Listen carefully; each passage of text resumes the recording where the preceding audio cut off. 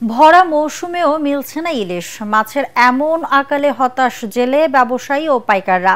গত এক দশক ধরে নদী ও সাগরে মাছ ধরা পড়ছে কম। এই পরিস্থিতির জন্য নিষিদ্ধ জাল ব্যবহার ও অবাধে ছোট মাছ আহরণকে দুষছেন সংশ্লিষ্টরা। পর্যাপ্ত ইলিশ ধরা না পড়ায় ঋণের বোঝা বাড়ছে জেলে ও ব্যবসায়ীদের। এই কারণে পেশা পরিবর্তনের কথাও ভাবছেন অনেকে। পটুয়াখালী থেকে জাহিদ রিপনের রিপোর্ট জানাচ্ছেন আসিফুর রহমান সাগর। মৌসুমের শুরুতেই গভীর সাগরে কয়েকদিন কাটানোর পরেও অনেকটা খালি হাতেই ফিরছেন পটুয়াখালীর জেলেরা।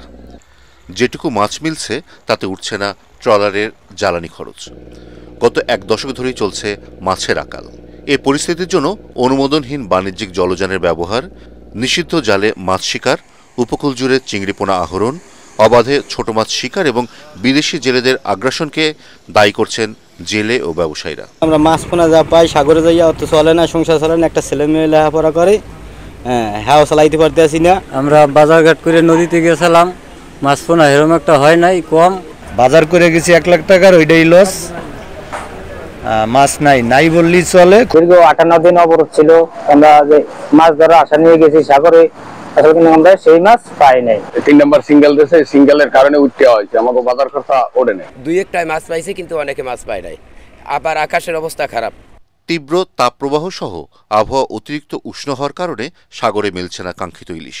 আবহাওয়ার উত্তরণ ঘটলেই মিলবে মাছ, জানালেন স্থানীয় মৎস্য কর্মকর্তা। সমুদ্রের পানি গরম থাকার কারণে এখনও ইলিশ উপরে উঠে আসছে না।